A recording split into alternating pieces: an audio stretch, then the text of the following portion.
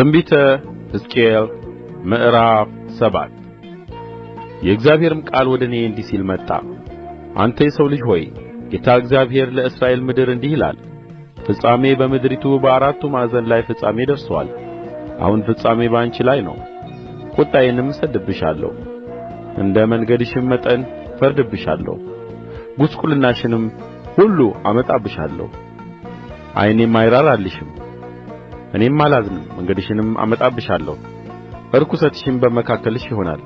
እኔም እግዚአብሔር እንደ ሆንሁ ታውቃላችሁ። ጌታ እግዚአብሔር እንዲህ ይላል፣ አንድ ክፉ ነገር እነሆ ይመጣል። ፍጻሜ መጥቶአል፣ ነቅቶብሻል፣ እነሆ ደርሶአል። በምድር የምትቀመጥ ሆይ ተራህ ደርሶአል። ጊዜ መጥቶአል፣ ቀን ቀርቦአል። የሽብር ቀን ነው እንጂ በተራራ ላይ ያለ እልልታ አይደለም።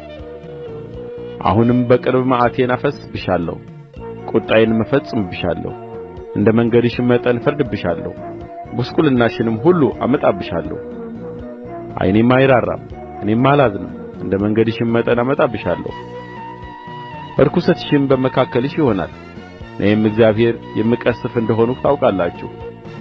እነሆ መጥቶአል፣ ተራህ ወጥቶአል፣ ብትር አብቦአል፣ ትዕቢትም አጅብጅፎአል።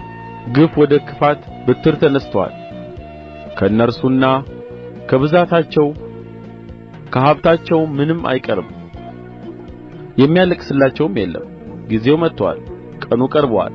መዓት በብዙዎች ሁሉ ላይ ነውና የሚገዛ ደስ አይበለው፣ የሚሸጥም አያልቅስ።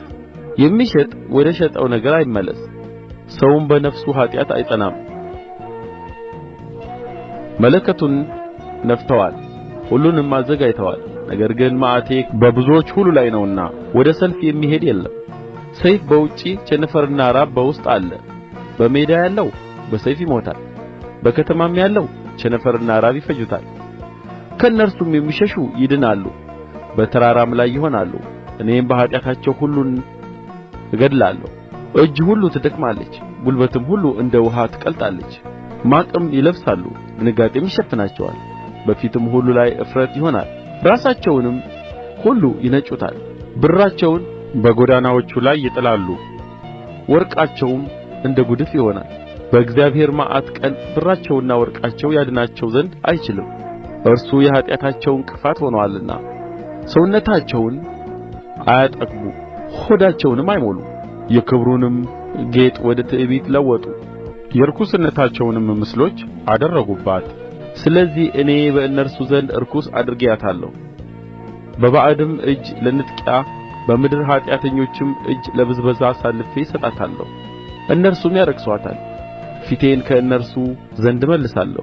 ምሥጢሬንም ያረክሳሉ፣ ወንበዴዎችም ይገቡባታል ያረክሱአትማል።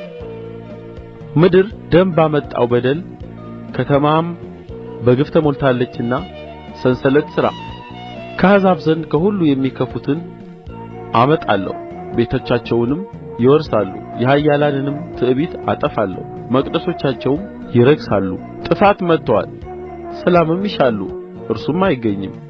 ድንጋጤ በድንጋጤ ላይ ይመጣል፣ ወሬም ወሬውን ይከተላል።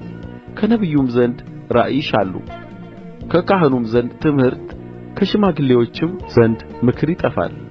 ንጉሡም ያለቅሳል፣ አለቃም ውርደትን ይለብሳል። የምድርም ሕዝብ እጅ ትንቀጠቀጣለች። እንደ ፍርዳቸውም መጠን እፈርድባቸዋለሁ። እኔም እግዚአብሔር እንደ ሆንሁ ያውቃሉ።